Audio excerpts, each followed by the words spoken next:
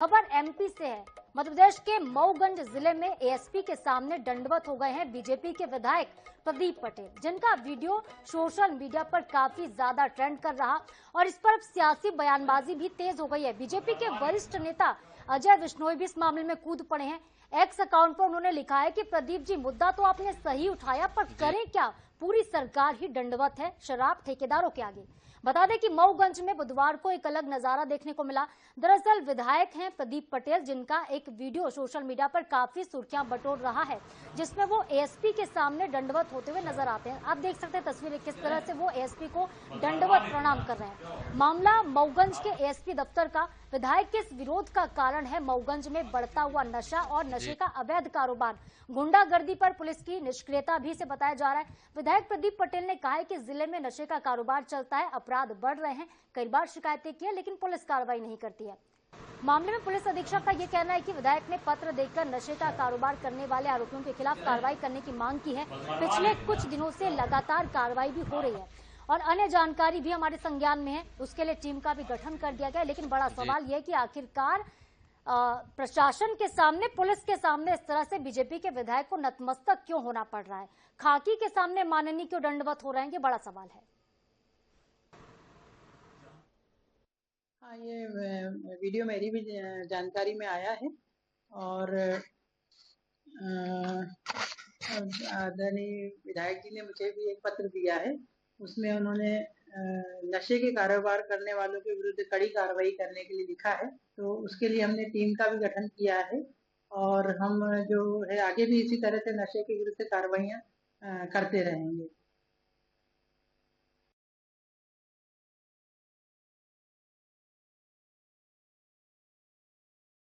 होते नजर आए।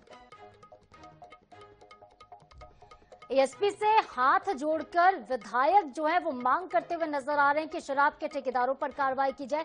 जिस तरह से आपराधिक घटनाएं प्रदेश में बढ़ रही हैं, खासतौर पर रीवा और मऊगंज वाले इलाके में जिस तरह से नशा तस्करों का कारोबार बढ़ता जा रहा है, इसको लेकर विधायक जी दंडवत हो गए हैं। माननीय को एएसपी के सामने झुकना पड़ गया और आप देख सकते हैं किस तरह से वो हाथ जोड़कर साष्टांग दंडवत प्रणाम करके ये बात कह रहे हैं कि माननीय कार्रवाई कर लीजिए आप। कार्यालय पुलिस अधीक्षक का मामला है, जिला मऊगंज मध्य प्रदेश का, जहां पर माननीय पुलिस के सामने, खाकी के सामने किस तरह से दंडवत हुए आप देख सकते हैं। हालांकि इस मामले पर अब सियासी बयानबाजी काफी ज्यादा हो रही है। अजय विश्नोई जो कि बीजेपी के विधायक है, उन्होंने भी इस मामले को लेकर पोस्ट किया है। उनका कहना है कि प्रदीप जी, मुद्दा तो आपने सही उठाया, लेकिन यहाँ पे अजय विश्नोई ने अपनी सरकार को घेरा भी है। उनका कहना है कि मुद्दा तो सही है लेकिन सरकार पूरी की पूरी नतमस्तक हो गई है।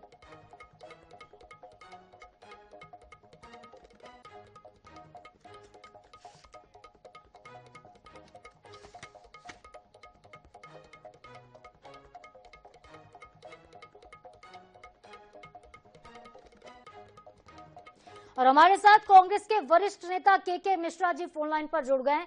के जी, खाकी के सामने माननीय दंडवत हो गए हैं मऊगंज में, ये तस्वीरें सामने है, इस पर आपका क्या कुछ रिएक्शन?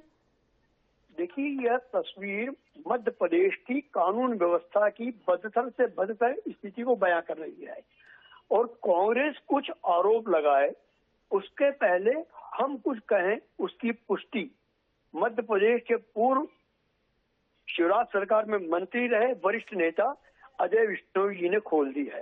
अब उसके बाद तो हमें कुछ बोलने के लिए शेष रह ही नहीं जाता। उन्होंने यहाँ तक लिख दिया अपने एक्स पोस्ट पर कि मध्य प्रदेश में माफियाओं का राज, शराब माफियाओं का राज चल रहा है।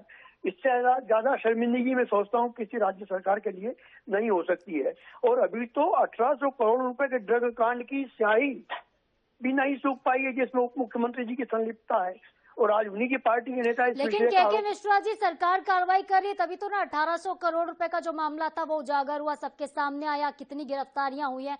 सरकार तो अपने स्तर पर कार्रवाई कर रही है ना। स्थानीय स्तर पर छुटमुट अगर इस तरह के वारदातें सामने आती तो इसमें सरकार का क्या दोष है? सरकार तो एक्शन ले ही रही है। आप मुझे इस बात पर भी कन्विंस कराएंगे तो आपकी बड़ी कृपा होगी कि मध्य प्रदेश की सरकार ने नहीं, गुजरात की एसटीएफ और एनसीबी ने इस कार्रवाई को अंजाम दिया है। मध्य प्रदेश की सरकार और मध्य प्रदेश की पुलिस तो लगता है चिर निद्रा में सोई हुई है।